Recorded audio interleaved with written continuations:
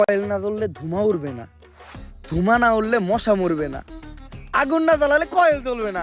কবিতাটা তাড়াতাড়ি লিখে লাই। কবিগুরু, আরে শিবাল্লি তুমি আসছো, কিন্তু এত দেরি হলো কেন? তুমি আসবা শুই না আমি বসে আছি একা, গোলাপান সব তারাই দিছি, কইরা লাইছি একদম ফাঁকা। তা আমার জন্য গোলাপ ফুল আনছো?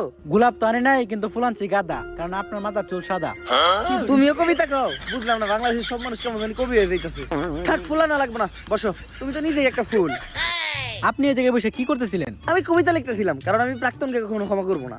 তা কি কবিতা লিখলেন, একটু শোনান তো। তা আমি শোনাবো, কিন্তু আমি প্রাক্তনকে কখনোই ক্ষমা করবো না। প্রাক্তন কি তোমার ক্ষমার হবে? বই আছে? বইয়া থাকুক বা না থাকুক, প্রাক্তনকে আমি কখনোই ক্ষমা করবো না। ক্ষমা করতে হবো না, আপনি কবিতা শোনান। কবিতা শুনামু, কিন্তু আমি প্রাক্তনকে কখনোই ক্ষমা করবো না। আরে এটা কার কাছে আইলাম আমি? ও জীবনে তো চলে প্রাক্তন দিয়া। আচ্ছা থাক, কবিতা শুনেন। কবিতার নাম হলো প্রাক্তনকে কখনোই ক্ষমা করবো না। আমি প্রাক্তনকে কখনোই ক্ষমা করবো না, কারণ প্রাক্তনের নাম নিলেই ভিডিওতে ভিউ হয়। এজন্য ভিডিওতে প্রাক্তনের নাম নেওয়া বাদ দেওয়া যাবে না, তাই আমি প্রাক্তনকে কখনোই ক্ষমা করবো না। কবিতাটা কেমন লাগছে বলো?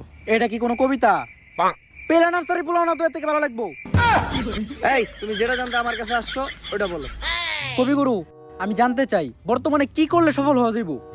বর্তমানে সফল হইতে গেলে প্রাক্তনটা দিয়ে ব্যবসা করতে হইব, যেটা আমি নিজেই করি আর আজকে আমি সফল। ওইটা সবাই করতে পারবো না, কিন্তু তোমরা চাইলে সেলুনের ব্যবসা দিতে পারো, কারণ সেলুনের ব্যবসা যারাই শুরু করছে তারাই আজকে সফল। ঠিক আছে কবিগুরু, আমি যাই। কিন্তু যাওয়ার আগে একটা কথা মনে রাখো, প্রাক্তনকে কিন্তু আমি কখনো ক্ষমা করবো না। তোর প্রাক্তরা নানির খালি ঘর।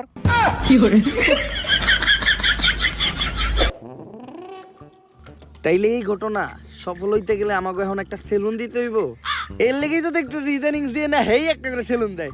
যা, এখনই একটা সেলুন দেওয়ার ব্যবস্থা কর। বাও, চাইলেও সবাই সেলুনের ব্যবসা দিতে পারবো না। সেলুনের ব্যবসা দিতে হইলেও কিছু যোগ্যতা লাগে। হয় আপনার টিকটকার হইতে হইব, নইলে আপনার বউ ব্যবসা করতে হইব।